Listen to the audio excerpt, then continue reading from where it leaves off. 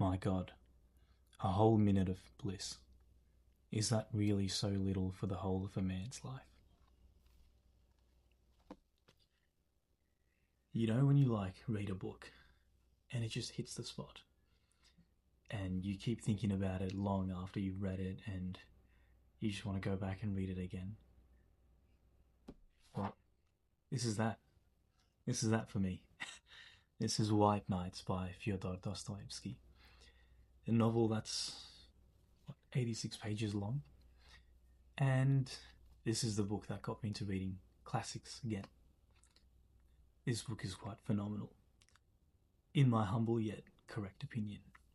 And what really surprised me was how simple it is, right? Because when we think of Dostoevsky, we think of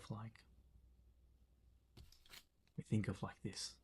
We think of Crime and Punishment and the Brothers Karamazov, these big philosophical novels about guilt and morality and human suffering.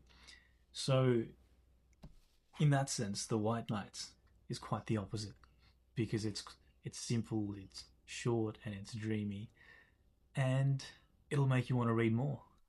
And I think it's quite amazing how Dostoevsky can take something as ordinary as a lonely man walking through the city at night and turn it into something deeply human.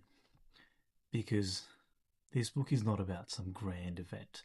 It's about feeling, right? It's about the quiet ache of wanting to be heard. It's about the fleeting, beautiful moments and how hope can make us act so foolish. Honestly, it feels like a dream. Like reading this book feels like a dream. That is the best way I can describe this book. And if you want to get into Dostoevsky novels, I think this is the perfect place to start. Start here. So The White Nights takes place in St. Petersburg during summer when the sun never really sets. The nights stay endless and pale, hence the title, White Nights. So the story follows this nameless man, and he's this quiet, lonely dreamer who spends his nights wandering the streets, talking to buildings and imagining friendships with strangers. And he's not a crazy guy, he's just alone. Like he lives more in his imagination than in the real world. And then one evening, by complete chance, he meets this girl named Nastenka. And that's where things take a bit of a turn, right? Because for the first time, someone actually speaks to him. Someone listens to him, right? She lets him speak, and once he starts, he cannot stop. And he pours everything out.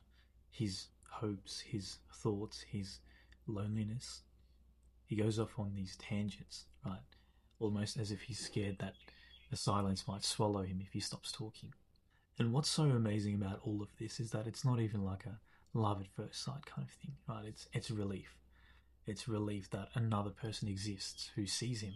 And Dostoevsky writes this with such tenderness, right? Like you can really feel how starved the narrator is for human connection.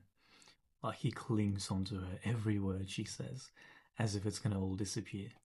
Like throughout this whole book, he mentions her name 138 times in a book that's 86 pages long. That's how crazy he is. And the sad part is, she never once asks him for his name. I mean, it's a small detail, but I think it kind of says everything. He pours his heart out for her, while she never even gets to know who he really is. And I guess this is what makes White Knight so haunting, because it's not just about loneliness. It's about how easily we give ourselves away when we finally feel seen or heard. Like they only spend 4 nights together, but to him, it feels like an eternity.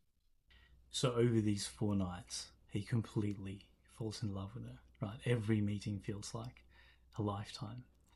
And he starts to believe that maybe, just maybe, that someone actually loves him back. But then, ladies and gentlemen, comes the moment of truth, where Nastenka tells him that she's been waiting for another man, someone that she's loved before, someone who promised to return. And he does end up returning, and she ends up running into his arms. I hated this part, man. Absolutely hated this part. And in that instant, his world collapses, quietly.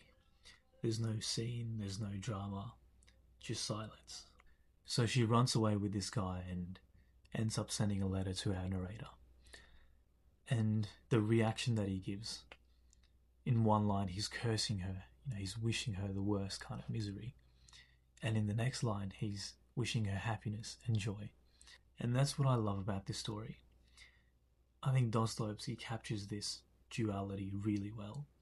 How pain and love can exist at the same time. And I guess that's what makes White Knight so unforgettable. Because it's not just about love fulfilled, it's about love experienced. He loses her at the end, but for the first time, he truly lives. So yeah, that's my take on White Knights. I gave it a solid 4.75 stars. And if you've read the book, I'd love to hear your thoughts about it. So yeah, thank you for watching and see you in the next one.